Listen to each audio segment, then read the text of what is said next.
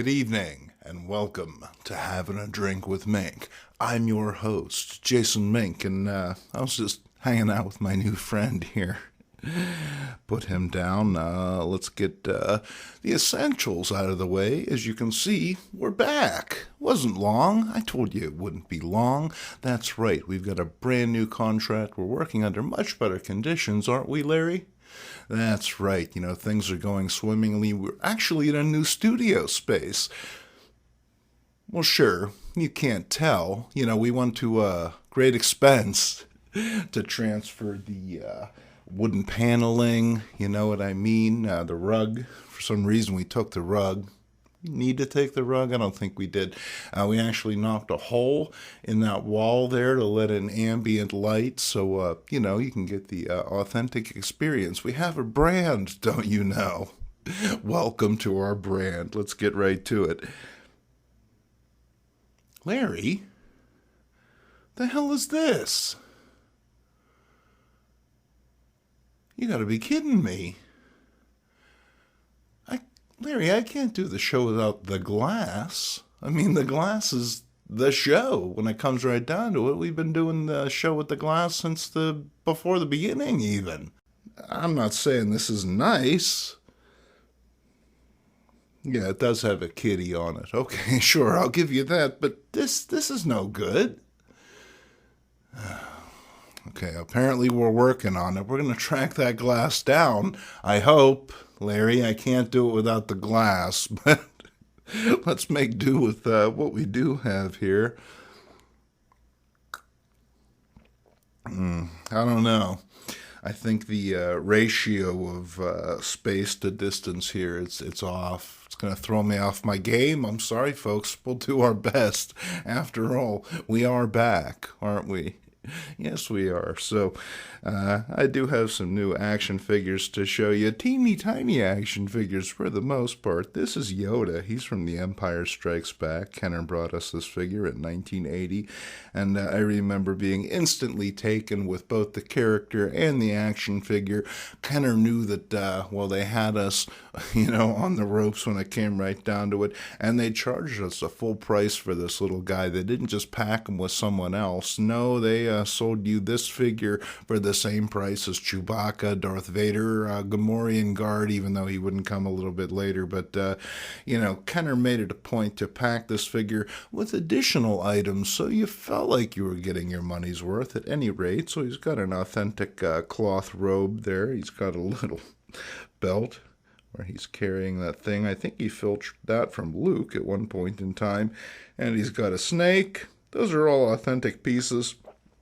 And the one thing that this figure was lacking when I picked him up was a cane. So I looked through my bag of repro parts, and I didn't see it in there because the cane is brown. But then I noticed something sort of crooked and wooden, and I thought, oh, hey, there it is. And I grabbed it, and I put it in his hand there. I was pretty happy.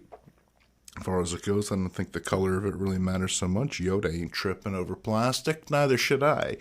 But I came to realize a little bit later on that is, in fact, the Emperor's cane. So Yoda might be being corrupted by dark magic as we speak, so fingers crossed. Hopefully that's not the case. I also picked up a couple stormtroopers, and this guy, it's a Tusken Raider. I've needed him, and he had some actual pretty bad paint when it came right down to it, a lot of rub. And when I came home one day, I sat down and made myself a beverage in my glass when I had my glass. And I was looking at this guy, and I thought, what kind of paint do I have to work with? I looked in my drawer. I found a paint pen. What are the odds of it actually matching? Well, pretty gosh darn good. Here's the results. There he is with a reproduction gaffy stick. That is, of course, the Tusken Raider, and we'll put him up there in case Luke Skywalker comes along.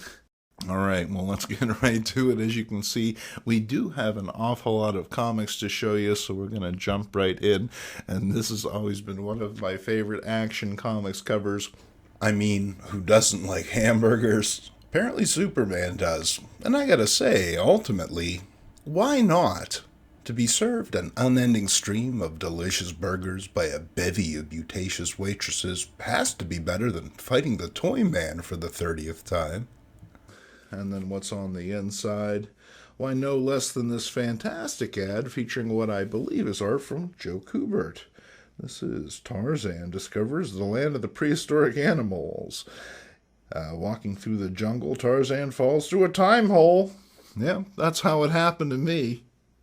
But he ends up meeting this dinosaur, a couple other cool critters, saber-toothed tiger and whatnot. And you can recreate the experience when you get yourself a box of pom-poms. Oh yeah, so don't ever miss that. And then we have some Archies. That's right, there's always a Riverdale detour. It's going to happen sooner, it's going to happen later, but rest assured, it is going to happen. This is number 102. It's a fairly early one. Archie is admiring this wonderful new automobile. This baby has everything. What more could I want than a new car? Betty says, me. No wonder he can't get with her. You got that weird voice like that? I'd be put off by that. And then what do we have marked out here, hopefully by Larry ahead of time? Oh, I quite like this. This is a story about a new hiking troop. Reggie, being Reggie, sets out to cross Archie up, dropping a buck in the process. However, old Waffle Iron Head somehow comes out on top this round, leading a coterie of cuties on a weekend getaway to Wowsville. All right, Archie. Betty or Veronica? Who needs 'em? Riverdale is full of beautiful women, apparently. But when it comes right down to it, it always comes back to those two. Must be wonderful having women fighting over you. Yuck, yuck. And then here's Archie from February of 1961. And that does sound blessedly cool compared to what we're enduring right now. Here's Grundy taking Archie to the mat, as she will. And this wonderful winter-based story. Gotta love that. Bellboy. I think The Who would go on to write a song about that later on. Probably a little different. And then we have Binky. And apparently this is the second to last issue of Binky, if that means something to you. It didn't mean anything to me. I just picked it up because I dig those teen humor comics, and, well, this is one of them, isn't it? Of course, Binky has a special place in the hearts of all Having a Drink with Mink readers, because you remember when Mike Jones of Yeet Presents fame, he hooked me up with a copy of Binky and introduced me to the world of Dave Riordan and Sweet Pain. Oh yeah, and apparently J.C. Phillips is the guy who put it all together. So, got a little feature on him here at the very back of the magazine. I think that maybe J.C. could have complained a little bit. Pretty sure Dave Riordan's article is a little further up. And then apparently one Binky title wasn't enough, so DC decided to throw Binky's buddies at us. And did we pick them up? I'm not sure how many issues this ran, but do you really need an excuse for more Bob Oksner artwork? I say nay. And then it's a little Atlas goodness, you betcha, in the form of the Cougar. This is issue number 1, and a really nice copy. Definitely an upgrade on my previous book, which is, you know, a little bit worn for sure. This thing looks brand new. And this was an exciting concept. You had a Hollywood stuntman taking on all manner of supernatural beings, a la Kolchak the Night Stalker. I'm not quite sure what's up with that outfit. I think that he's wearing a Ralph Dibny's old cast-offs. And then here's some Kirby goodness in the form of the demon. He had to recover a lost soul. He had to face the terrors of the Inferno. And in the process, apparently stopped by Angela Lansbury's house. As if she doesn't have enough trouble. Well, what's on the inside here? It's the Soul Snatcher. That's right. Before Debbie Harry was singing in Blondie, she was out there snatching souls and breaking hearts. And here she is. I bring forth the dark vapors as I did that night. Remember, Farley? Do you remember those thick, dark, curling vapors? Oh, yeah. We all remember your 3-bean burrito salad. Actually had to condemn the building after that. And then here's the Demon number 15. And this is a fairly interesting cover. Do you know why this bit of the word balloon is empty? I sure don't. I should have researched it ahead of time, but I figured, hey, maybe you could tell me in the comments section below. Who doesn't like to foster audience interaction? I tell you, I know that I do. I remember my cousin had a couple of these models back in the day. I thought they were pretty fantastic. He hadn't bothered to paint them, which was fine because from what I remember, they were glow in the dark. So, vacation 1975, everyone's in the house, having fun, socializing. Where's Jason? He's out in the garage looking at the dusty old pirate models. And then this is the final issue of The Demon. This is number 16, and I'm sure that Jack had more stories to tell, but, the titles just weren't doing all that well at this point in time, so he did his best to wrap things up. Here we have The Power of the Stone. Next up, how about some Hawk and Dove? That's Steve Ditko for you. Both Kirby and Ditko went over to DC in the late 1960s because they were dissatisfied with their treatment over at Marvel, and who could blame them? This is a very interesting book. It's a shame this one didn't run a little bit longer. I remember finding this one at the aforementioned cousin's house. My aunt had saved a big stack of his comics. They were up in the closet. Anytime I came over, I read them, and I found DC's fascinating because they really felt like a window into another world. They were books from just a few years before, but I'd never seen the like. Even though the Steve Ditko artwork was familiar, it was like something out of a dream. Awesome books for sure. Then we have issue number 2, following on with that. Fight, you fool, fight back. There's no other way to win. I can win, but I won't do it your way. Got any Dove fans out there? Seemed like he was the harder sell amongst the two. You had impetuous teen Hawk, who was all about the fighting, and then Dove, he'd just as soon sit around and burning a jaw stick, you know what I mean, and tell you about the virtues of eating beans. Who needs that? And then it's Invincible Iron Man number 97. Figured we had to have some Marvel in here, balance out all of the DC action. And speaking of action, it's the return of the Guardsman. Specifically, the Guardsman's brother, Michael O'Brien, who shows up to avenge his fallen sibling. And speaking of falling, this series of panels perfectly exemplifies why I resonate so much with Iron Man of this period. Hell, I can barely get through an adventure myself these days without falling down the steps.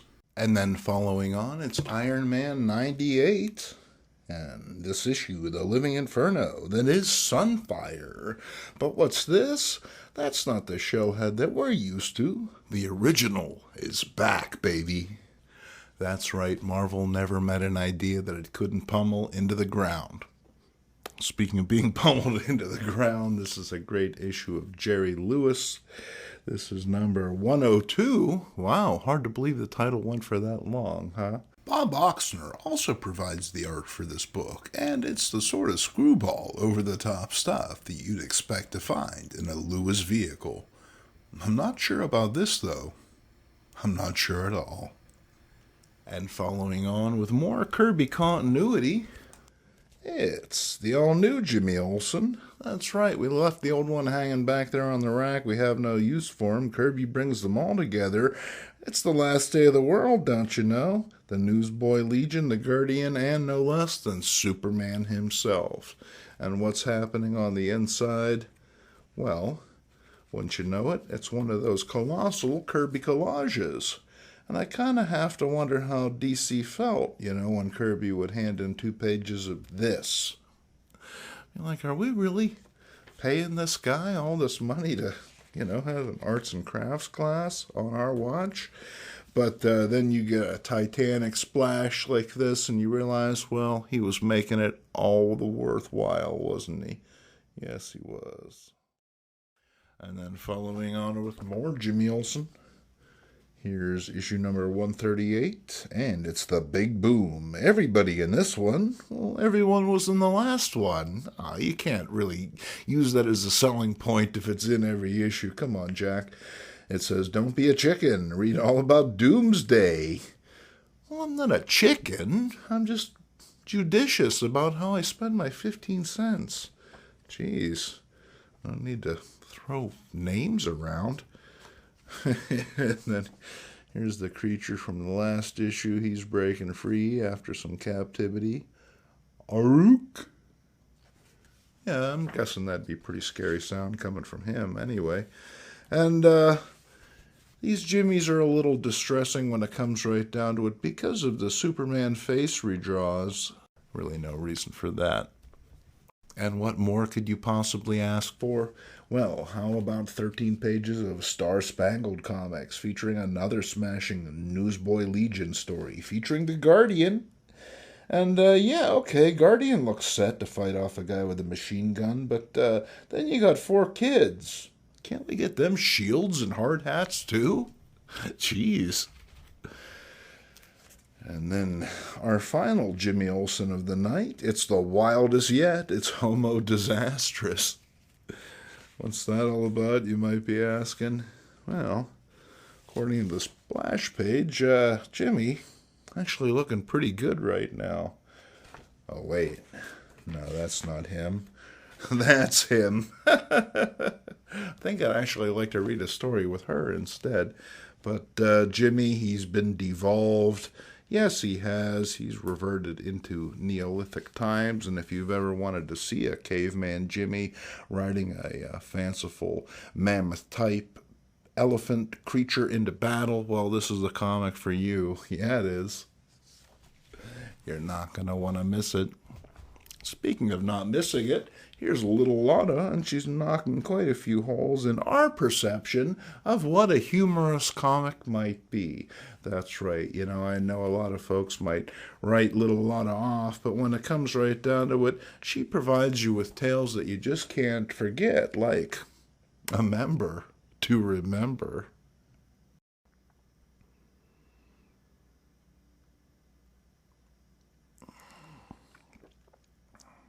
Now, this isn't going to work, Larry. Kitty or not, it's not going to work. We got any updates on the glass? No updates on the glass. All right. Well, let's keep going. We can't talk about DC Comics without possibly mentioning Lois Lane, can we? And here we have a shark who's about to take a bite out of this particular reporter. I'm thinking no amount of plastic surgery is going to fix that. Oh, yeah. No, it's still good, she said. It's not. And then here's the Sea Devil. And this is Rose Forrest. She wakes up lying in a bedroom. She's confused, has no idea how she got there, covered with coal dust. Hey, we've all had nights like that, haven't we? The thing about Rose is she's having some sort of freaky personality crisis. She just can't get it together when it comes right down to it. But in times of conflict, she reaches into the bottom of her purse, puts on this very tiny outfit, and goes into action as the Thorn. She loves crime, don't you know? She loves fighting it anyway. Probably because she gets to wear that outfit. Who could blame her? And then it's Madhouse Mad Jokes. Speaking of, Archie continued to retool this title. You know, it was a humor book when it came right down to it. Sometimes it would have the Archies in it, sometimes not. You would have this sort of knockoff band, the Mads. They were pretty lame, but at least we got Lippy the Hippie. He defies convention, he does. Here's some more Marvel. This is Marvel Team Up featuring Spider-Man and The Thing going up against the Basilisk. Oh yeah, and if you could pronounce that, well, you were a hot shot at school for sure. It pays to enrich your word power when it comes right down to it. And what do we have picked out right here? This particular panel is pretty funny. You think that counts as leg day? I should hope so. And then here's Porky Pig. Sometimes you take a bite out of life, and sometimes life takes a bite out of you, as evidenced by this chunk. here in the corner, and I felt kind of bad initially because I realized when I had opened it up, I destroyed the perfect symmetry of the bite that had occurred there. One point in time, someone thought this was a pretty tasty book, and I did too, obviously, because I bought it. I was compelled by the imagery inside. These particular creepy beings, which I figured were peyote-induced, but are in fact scar balloons. Following on, it's The Son of Satan, and this is another one of those books that features the Olga Schneider stamp on it. That's right, Olga Schneider was a reseller in Pittsburgh. She picked up older books, periodicals, and that sort of thing, and would sell them out of her little shop on the north side. My boss actually told me stories about going over there anytime he had to do a school report, because apparently Olga would put all of her National Geographics in order of subject.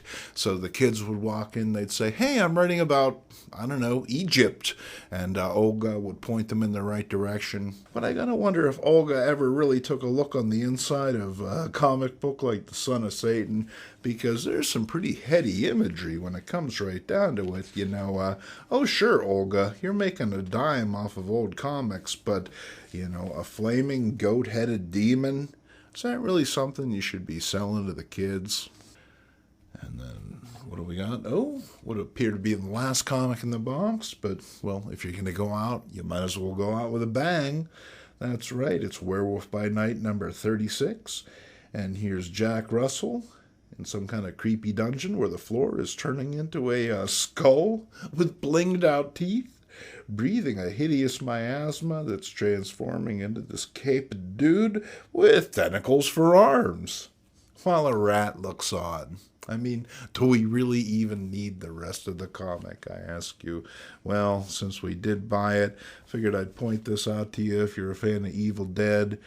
It's pretty distressing. All of the Marvel horror titles of the 1970s had very distinctive identities, and Werewolf by Night is no exception. This is definitely one of the weirder books, but well worth checking out if you like that sort of thing. And who doesn't? Absolutely. Halloween is right around the corner. We're really excited about that. We're really excited to bring you all new content from here in the new studio. It's just this that we're going to have to work on. I see if Larry's not going to rise to the occasion. Well, I guess it's up to me. So until the next time, I'm Jason Mink. Cheers.